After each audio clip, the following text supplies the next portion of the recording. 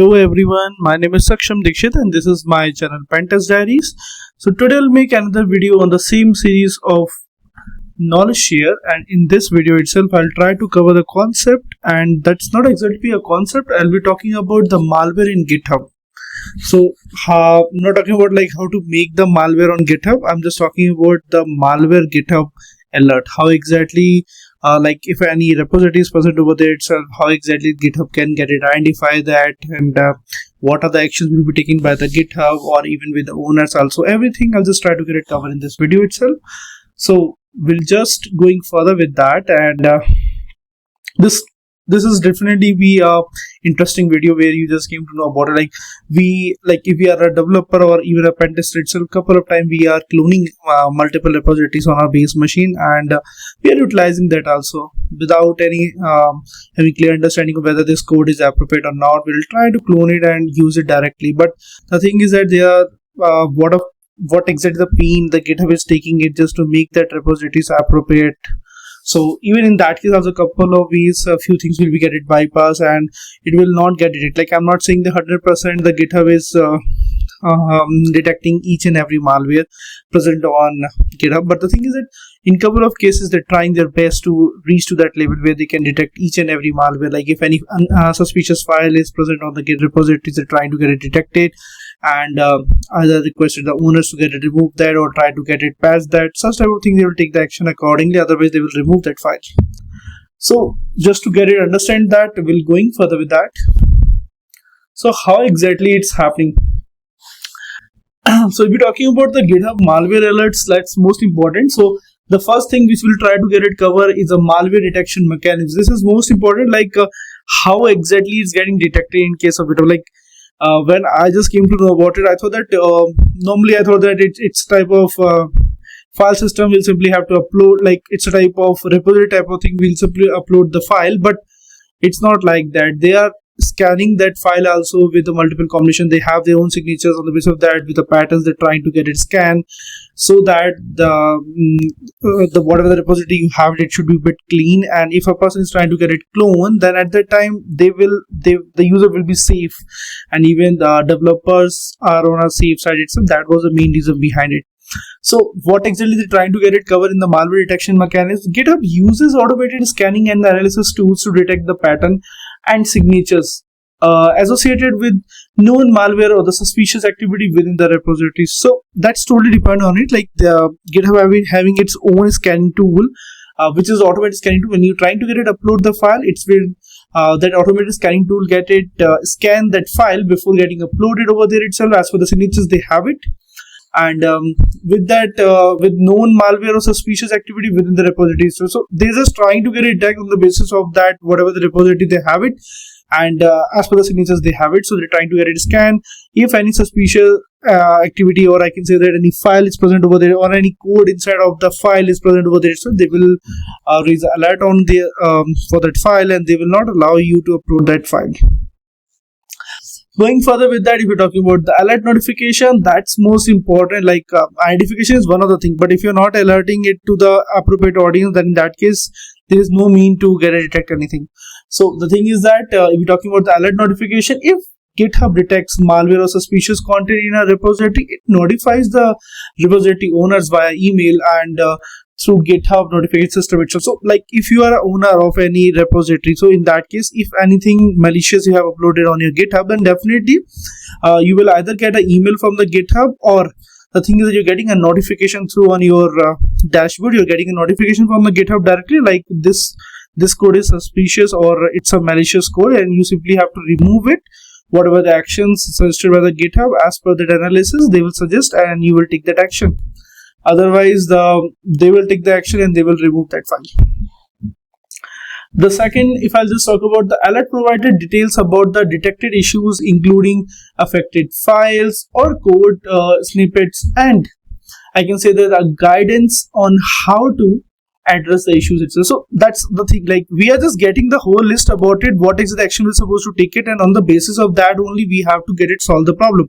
So problem statement, It's get identify the problem, it's get identify the GitHub, and even they're providing solution also how exactly you can solve this problem. If you want that file to be remain be on your repository, then definitely they will suggest some solution to you, like either it's unwanted libraries which you're trying to get it call in your code. Definitely they will suggest you like either you have to go with any appropriate libraries which is a secured one as compared to the open source library, which most of the time is a malicious one. So that was one of the suggestions they are giving, and on the basis of their analysis only they are suggesting something from their side. So GitHub is suggesting, and on the basis of that you have to take the action on it.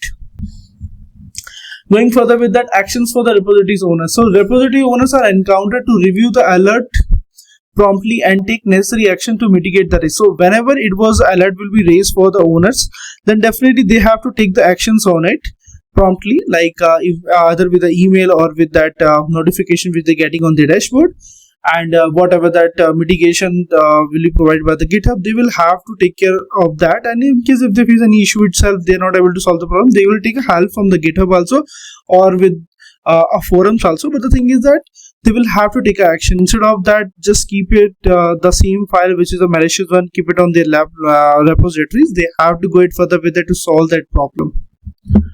And the action may include removing or quarantining the affected files, reviewing the recent changes for the suspicious activity, and implement the security best practices. So security best practice is one of the things, like when any developer is trying to write any code, they will have to, like as per the standards, they have to follow the best practice for writing the code, so that the code is not be I can say that a code where a malicious content is present. But the thing is, if we're talking about a different type of thing which we have to talk about, like how exactly is it, and if we're talking about like if nothing will be taking it from our side, so what exactly we have to do it. So in that case itself, we have to go ahead further with that, just to get it, review it with the suggestions. We'll try to get it sorted out the problem, and a suspicious, like if any suspicious activity is happening over there, so that's also one of the thing, like actions we have to take it, and we'll not have to get it like keep it a same file forever. So if we're talking about the preventive measures to prevent triggering malware alerts, developers should adhere to secure coding practice, regularly update dependencies, and scan their code locally for vulnerabilities before commit to the GitHub. So what exactly the preventive measures, like it's not only with the GitHub, and like we can't put everything on a GitHub side only. It's our responsibility as we are consumers also, or as we are putting something on a GitHub also from as our repositories, it's our code which we're trying to get developed. So that's our responsibility. Before pushing anything to the GitHub itself, we just have to get it scanned locally, so that at least we are aware about it. Our code is completely free from any vulnerability itself. That should be.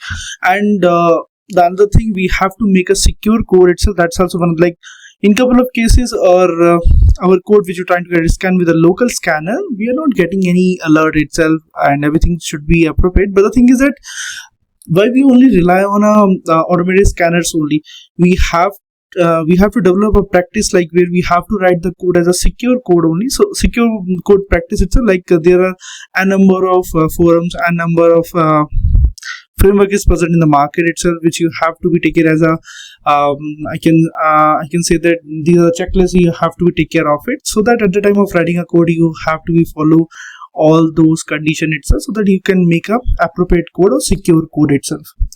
If we're talking about what else we can do it, using tools like a GitHub Actions or integration with security scanning services can help automate security checks and the mitigation risk productivity itself. So if we like to use a GitHub Actions tool, that also we can use it. Other than that, we can use our own security tools itself, and by that way we can identify it and we can mitigate it. And even in couple of cases, if we are using any outdated library or open source library in our code itself, which is outdated one or it's a malicious one, then definitely we'll try to get it update our code and then only push it to the repositories. Make sure that it should be like all the time when you're like, if you're making this as a routine itself, when you're making any code and before pushing it to the GitHub, make sure that you should have to scan it appropriately, so that you are you're sure about it. Like by that way you are generating an environment where everyone can trust you also. Like if you are providing appropriate code, it's a secured code, definitely everyone can use your code. In case if you're providing any unwanted type of code where the code has malicious, having malicious libraries, and definitely if a person can utilize it once, that person can provide a feedback, and on the basis of that no one can willing to use your code. So if you wanted your code to be popular in the market, everyone should have to use your code, your contribution should having a value in a market, and definitely make sure that your code should be secure. Going further with that, if we're talking about the GitHub security advisories, what exactly the advisory itself? So GitHub also publishes security advisories for the vulnerabilities discovered in repositories, providing guidance on mitigations and updates itself. So like it's a frequency which GitHub will provide continuously be security advisory to of all the vulnerabilities to the owners. Like these are the vulnerabilities get identified on a GitHub itself, on especially in a repositories itself, so that the consumers who are having their accounts on GitHub itself, they are aware about it, and on the basis of that they will take the actions appropriately for it. Okay, that's coming under the category of the GitHub services advisory. Now we're talking about the sixth point, that is the community and the support. That's most important. Like if we're talking about all those points, this sixth point is most important, as you are not relying only on any automated tool, you are relying on the whole community and the support. Like when you're joining, I can say that when you're writing any code itself and multiple guys are just providing us suggestions on it, so that's just a suggestion you're getting it just because of you have a proper community over there itself and you're getting a proper support. So GitHub encourages collaboration and reporting of security concerns through responsible disclosure. Like take example, if I'll just visit any repository of any security professional or any developer itself, and at that time I have identified something on their repository. So instead of exploit that vulnerability or using it for the wrong way, it's far better for me just to provide a responsible disclosure from my side. I'll just make an appropriate document and POC itself for it, and then I'll submit to the concerned person itself, so that the person can aware about it. As a disclosure, I just have to provide as a concerned disclosure, and that should be a responsible one. Like nothing, I'll just have to identify and just I'm just stating that the same stuff to the market and asking them to exploit that and use that same thing in a wrong way. So it's far better we just have to take care such type of things also. That was the reason we required the communities and the support.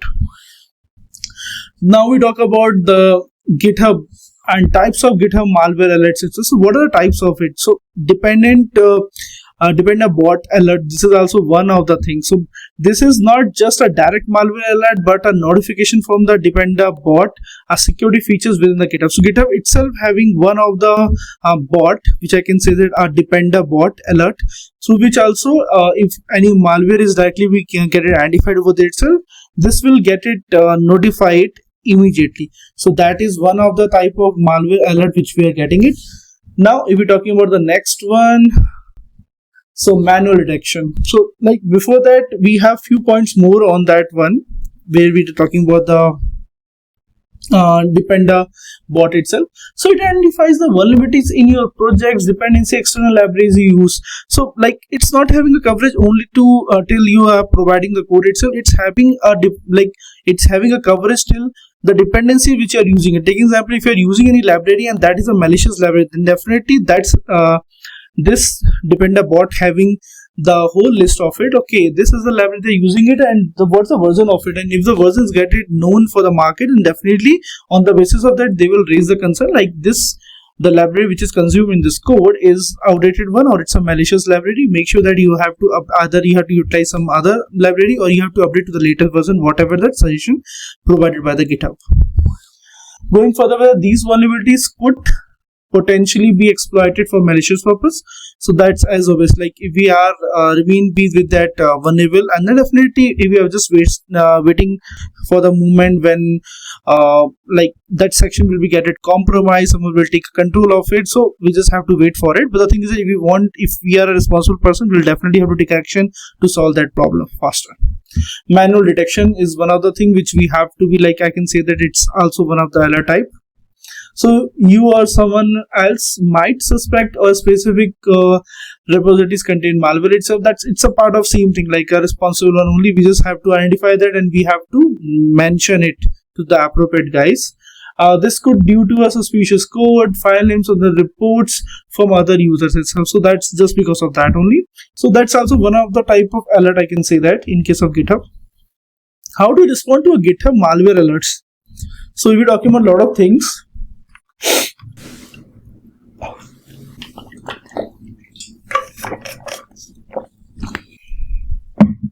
So respond to a GitHub malware alerts is one of the thing. So in that, what are the things is getting covered? I can say that a depender bot is one of the thing. I can say that it's coming under that. It's review the alert. So there are three sections coming under that depender bot. First is a review the alert. Second is upgrade the dependency, and the third is test thoroughly. So respond is clear about it. These are three steps we'll provide it, and in that, first we are reviewing the alert. Second thing, what type of actions, like either it's upgrade the dependency or whatever the action or any other controls we're supposed to place it over there itself. That's one thing. And the third thing, we have to test it once again whether the whatever the alert is raised, whether it's solved now or not. So these are the things which we have to take care of it. Going further with that, manual detection. So in case of manual detection, do not download or execute a suspicious code. That was one of the thing. Report the repositories. If you suspect repositories contain a malware, report to it to the GitHub using the report abuse button on the repositories main page. You have that option for it. Like when you go when you sign up in your account, and definitely like if you are just present in the account of someone and just trying to use a code, and if you have identified like whether this is a malicious content, then definitely you have the option in a main page itself. You can press that button to report abuse, and definitely it will alert it, and GitHub will get it, scan that thing if it's get missed by the GitHub. And consider the alternative repository. So that's one other thing. If a trusted repository is compromised, look for alternative well-maintained repositories for the functional you need. So that was one of the points which I have raised in the initial phase of this video. Like when you're making a secure code, definitely you're responsible for it, and by that way itself everyone can trust you and they can use your code without having any concern. But if your code is not appropriate, if that code is malicious, then definitely later phase itself no one is willing to use that, and they are willing, everyone don't have much, like most of the person don't have much time to invest the time just to see the code itself. They are relying like whether the developer is following all the security controls itself, they have full appropriate practice to be in place, so that by that way they are making a secured code, not like a malicious code. That was also one of the things.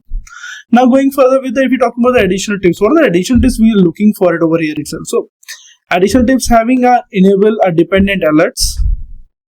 If you are a repository owner, consider enabling a depender bot alert to stay informed about the potential vulnerabilities in your dependency. That's one of the thing, like that's your responsibility. You have to enable it. Now stay updated. Keep your project's dependencies and the tools updated to benefit from the latest security patches.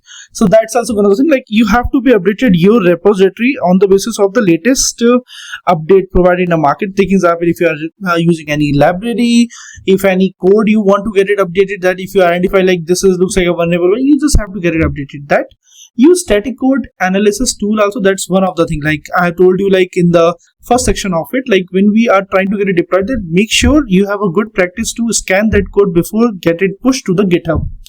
Practice secure coding. That's most important to increase the level in the market itself, and everyone should use your code, and definitely you have to practice a good practice of secure coding.